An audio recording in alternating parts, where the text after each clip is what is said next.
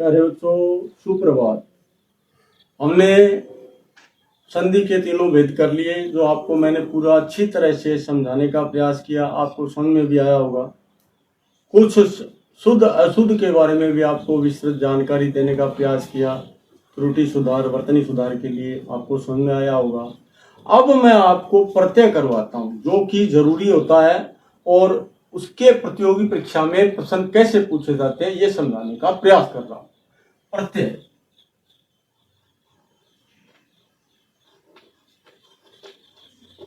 प्रत्यय की डेफिनेशन तो आपको आती है, परिभाषा।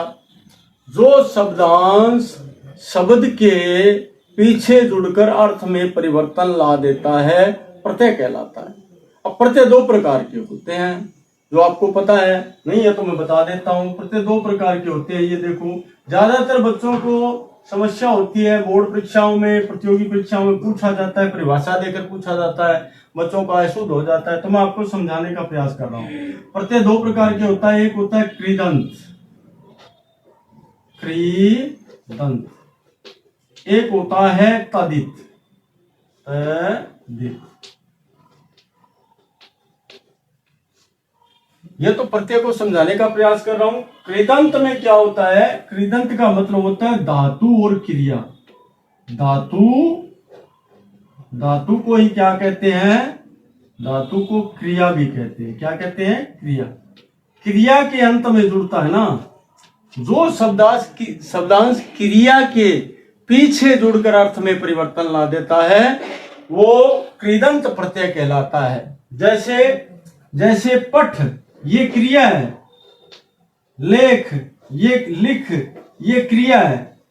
आपको पता लग जाएगा, जहां क्रिया दिखाई देना उसके साथ में लगा हुआ कृदंत प्रत्यय कहलाता है। अब इसके साथ में अक प्रत्यय लग गया, अक प्रत्यय लग गया, अक। तो ये आपको पता लग गया कौन सा है। पता लग गया कि कृदंत प्रत्यय है। कौन सा प्रत्यय है? कृदंत।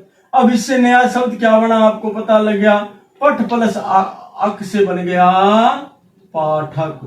अब इसको देखने पर पता लगता है कि पढ़ने वाला पाठक कहलाता है। तो पढ़ने की क्या हो गई? क्रिया। लिखने वाला लेखक कहलाता है। तो ये क्या हो गया? लेखक। क्या हो गया? लेखक। अब आपको पूछे लेखक में कौन सा प्रत्यय है? कृदंत प्रत्यय है। क्यों?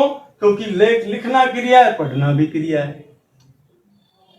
अब धातु क्रिया के साथ में लगता है तो कृदंत प्रत्यय लगता है। तदित प्रत्यय किसे कहते हैं? अब तदित प्रत्यय बताता हूं। तदित प्रत्यय संज्ञा, सर्वनाम और विशेषण, इनके पीछे जुड़कर अर्थ में परिवर्तन ला देता है। यदि इनके पीछे जुड़कर अर्थ में परिवर्तन ला देता है, तदित प्रत्यय कहलाता है। जैसे हिरण, हिरण, हिरण के साथ में बड़ी की मात्रा लगा दी, ये बड़ी प्रत्यय है। लास्ट में बड़ी की मात्रा प्रत्यय होती है। अब ये इसके साथ लग गई तो ये क्या बन गई? हिरणी। क्या बन गई? हिरणी। अब ध्यान रखो, हिरण शब्द मैंने बताया किसी व्यक्ति, वस्तु, स्थान, जानवर, गुण या भाव के नाम को संज्ञा कहते हैं। अब संज्ञा है तो इसके साथ में ये प्रत्यय लगा है, हिरणी बना, तो ये क्या हो गया? तदित प्रत्यय हो गया। अब एक उदाहरण और दे देता हूं इसका। बल प्लस हीन, बल प्लस हीन, हीन। अब ये बल क्या है? बल क्या है? संज्ञा है, क्योंकि भाव है। बल संज्ञा है और इसके साथ हीन लग गया तो ये क्या बन गया?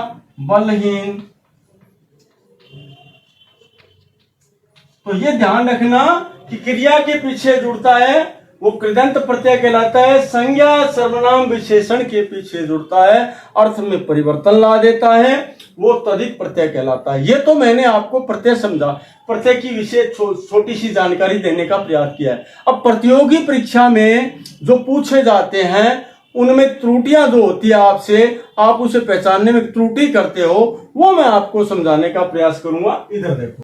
अब जैसे एक प्रत्यय लेते हैं, पहले इक प्रत्यय। क्या लेते हैं? प्रत्यय लेते हैं, कौन सा प्रत्यय लेते हैं जो प्रतियोगी परीक्षा में बहुत बार पूछा जाता है और विद्यार्थियों का गलत होता है। तब उन्होंने कहा सर हमें इक प्रत्यय, इत प्रत्यय और इया प्रत्यय में अंतर स्पष्ट करना नहीं आता। दूसरा, उसमें हमें मात्राएं गलत हो जाती है या कौन सी लगेगी, कैसे लगेगी, ये समझाने का प्रयास कर रहा हूं। अगर आपको अच्छी तरह समझ में आए तो आप सब्सक्राइब करना, वरना मत करना। जैसे मैं समझा रहा हूं, पहले लेते हैं इक प्रत्यय को। इक प्रत्यय, इक प्रत्यय में क्या होता है, जैसे पहले शब्द ले लिया हमने ऐतिहासिक, धीरे धीरे समझने का प्रयास करना, ऐतिहासिक। अब इसमें मूल शब्द और प्रत्यय को अलग अलग करेंगे। मूल शब्द क्या है, इसमें देखो ई है। मूल शब्द क्या है इसमें, मूल शब्द और प्रत्यय क्या है, देखो प्रत्यय तो है इसमें, ये देखो लास्ट में देखो इक प्रत्यय है। क्या है, इक प्रत्यय। इक प्रत्यय, इक प्रत्यय में मात्रा छोटी आती है क्योंकि छोटी ही है, छोटा ही आती है तो छोटी ही है, इक प्रत्यय। अब इसमें मूल शब्द निकाला तो ऐतिहासिक का मूल शब्द होता है इतिहास। क्या होता है, इतिहास। अब आपको समझाने वाली बात यह है कि इसको तो आप ऐसे तोड़ देते हो, लेकिन इसको जोड़ने में बड़ी दिक्कत आती है। क्यों, क्योंकि आप इसको ऐतिहासिक लिख देते हो। तो इसका मैं नियम बता देता हूं, ध्यान रखना। जब पहला प्रथम शब्द का प्रथम वर्ण, प्रथम शब्द का प्रथम वर्ण क्या है, देखो ई है। क्या है, ई है। अब ध्यान रखना, ये नियम याद कर लेना, ई हो तो आई हो जाता है, ऊ हो तो औ हो जाता है। तो देखो इसमें अब पहले शब्द के, ये पहला शब्द है, पहले शब्द के प्रारंभ में प्रथम वर्ण क्या है, ई है, तो आई हो जाता है। ऊ है, ऊ आता तो औ हो जाता। ए होता तो क्या हो जाता, आ हो जाता। क्या हो जाता, आ हो जाता। ये नियम ध्यान कर लो। ये नियम जिसके याद है उसका ये प्रत्यय कभी गलत नहीं होगा। अब देखो इसका ई है, ई है तो क्या हो जाएगा, ई है तो ये क्या बन जाएगा, इधर देखो ई है तो आई बन जाएगा। आई बन गया, ये देखो आई बन गया। आई बन गया, बाद में क्या ये लगा दो, ऐतिहासिक। अब ये जुड़ जाएगा इसके साथ में, ऐतिहासिक। आया समझ में। एक उदाहरण और दे देते हैं, जैसे भूगोल प्लस इक। अब इसमें ध्यान रखो कि इसका संधि करने पर कौन सा शब्द बनेगा, यह पूछा जाता है बोर्ड में, ज्यादातर प्रतियोगी परीक्षा में। अब भूगोल है तो यहां पर ये प्रथम शब्द के अंत में, प्रथम प्रारंभ में, प्रथम शब्द के प्रारंभ में ऊ है। ये देखो क्या है, ऊ है। और ऊ होता है तो क्या हो जाता है, औ। औ किस में टूटता है, ऊ में ऊ औ हो जाता है। आई किस में टूटता है, ई में ई आई हो जाता है। ए किस में टूटता है, आ में आ ए हो जाता है। तो अब इसमें ऊ है तो ये क्या हो जाएगा, औ हो जाएगा। क्या हो जाएगा, औ हो जाएगा। औ हो जाएगा, ये एक प्रत्यय इसके साथ जुड़ जाएगा। मात्रा छोटी, एक छोटी ही है तो छोटी ही की रहेगी। अब ये औ हो जाएगा, भू का क्या हो जाएगा, भू का हो जाएगा भाऊ। क्या हो जाएगा, भौगोलिक।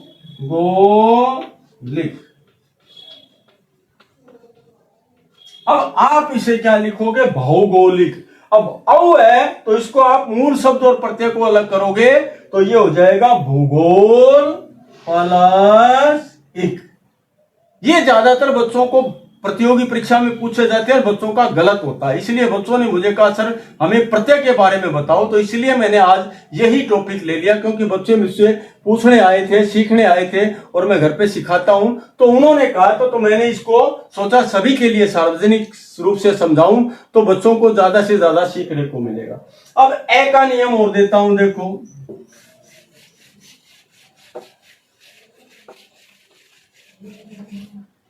ए का नियम दे दिया। अब जैसे ये शब्द आ गया क्लास में आप पढ़े थे तो ये बोला जाता था सामाजिक, सामाजिक पढ़ाई जाती थी, सामाजिक बोला जाता था। ये सामाजिक शब्द गलत है क्योंकि इक प्रत्यय है लास्ट में, इक प्रत्यय है तो इसको हम सामाजिक बोलते हैं, तो इसका प्रोनाउंसिएशन उच्चारण गलत है क्योंकि इक प्रत्यय होता है। तो प्रथम वर्ण में क्या है देखो, प्रथम वर्ण में इसका मूल शब्द और प्रत्यय को अलग करते हैं, तो मूल शब्द इसका हो गया समाज, समाज प्लस इक, ई छोटी है, छोटी है तो ई छोटी आएगी, समाज प्लस इक, मूल शब्द और प्रत्यय अलग हो गया।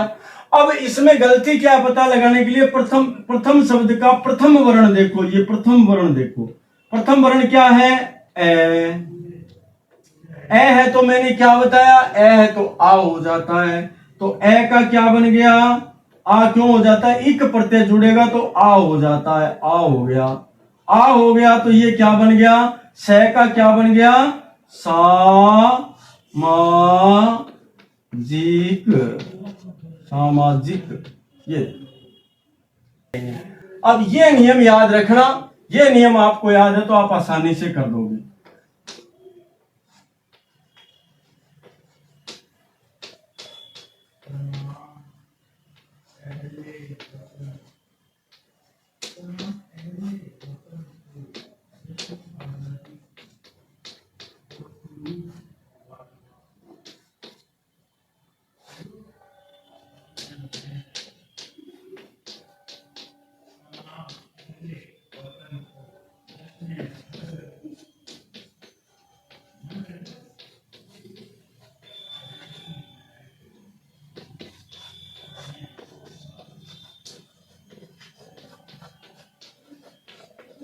अब इनको आप करके देखना, ये नियम देख लेना, इक प्रत्यय जुड़ा हुआ है, आपको देखना जहां इक प्रत्यय लास्ट में हो तो ये नियम फॉलो करो। ये नियम प्रथम शब्द के प्रथम वर्ण में अगर कौन सा नियम है, अगर आई है तो उई, ई है तो आई, उ है तो औ है तो उ, ए है तो आ है तो ए में टूटेगा, ये ध्यान रखना। ये आपका इक प्रत्यय हो गया। अब इसके बाद में देखते हैं इक और इया और इत प्रत्यय में, इया और इये प्रत्यय में।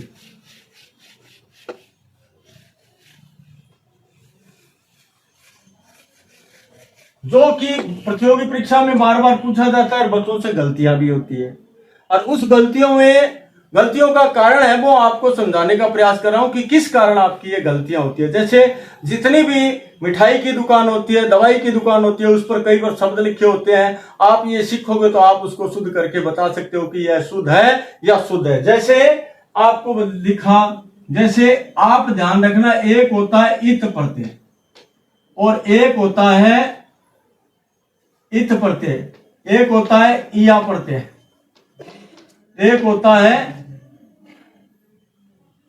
इये प्रत्यय, इये प्रत्यय। तो इनमें तीनों में अंतर क्या है, इत प्रत्यय में मात्रा छोटी है तो ध्यान रखना है, मूल शब्द और प्रत्यय को अलग करते हो, मूल शब्द को और प्रत्यय को अलग करते हो, प्रसारित।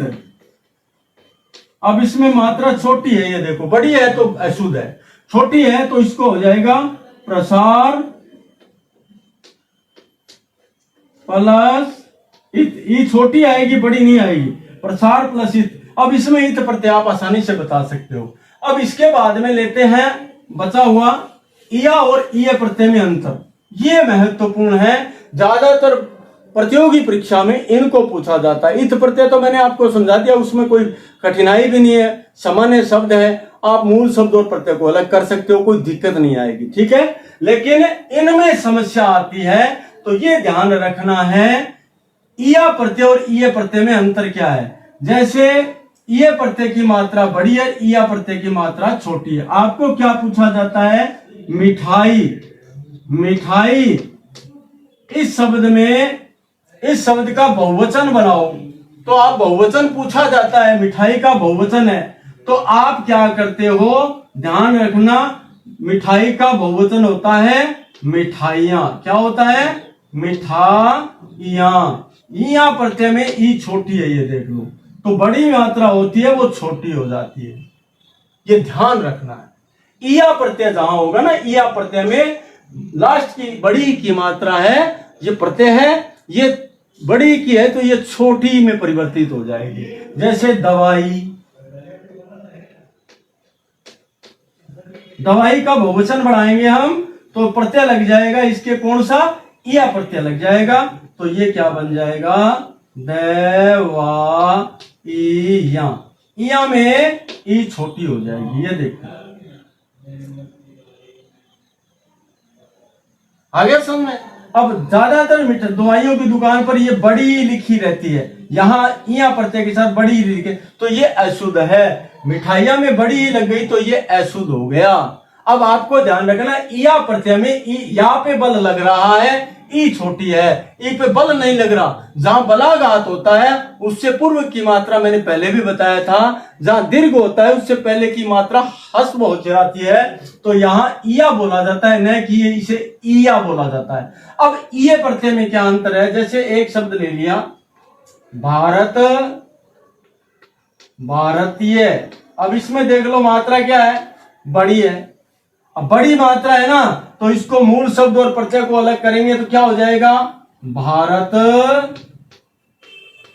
प्लस ये हो जाएगा, ये बड़ी मात्रा रहेगी, छोटी नहीं होगी।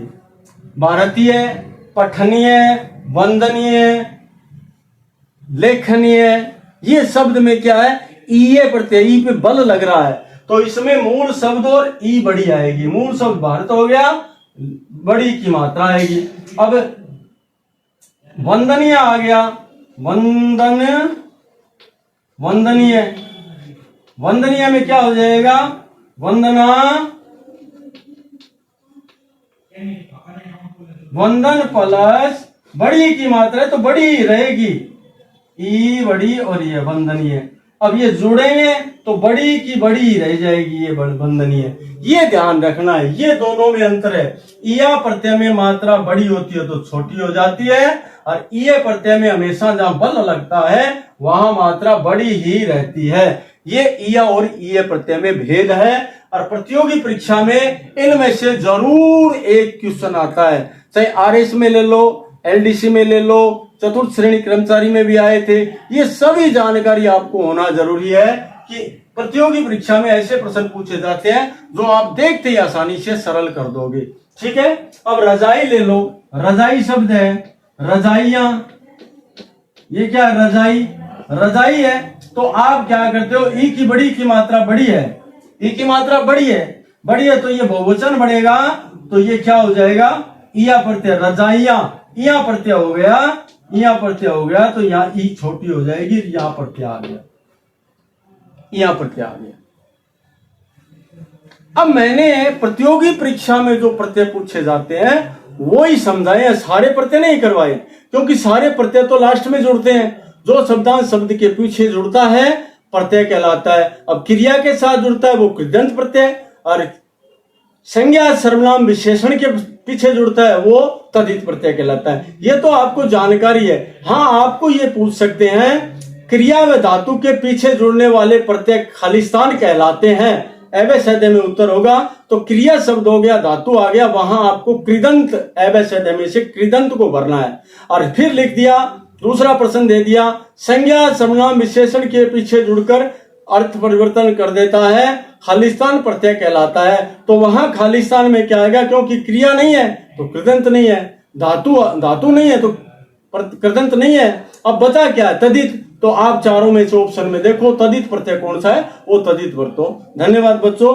मेरे हिसाब से मैंने आपको प्रतियोगी परीक्षा में पूछे जाने वाले प्रत्यय से संबंधित जो प्रश्न है वो हल करवाने का प्रयास किया है, नियम बताकर। आपको अच्छी तरह समझ में आया होगा। धन्यवाद।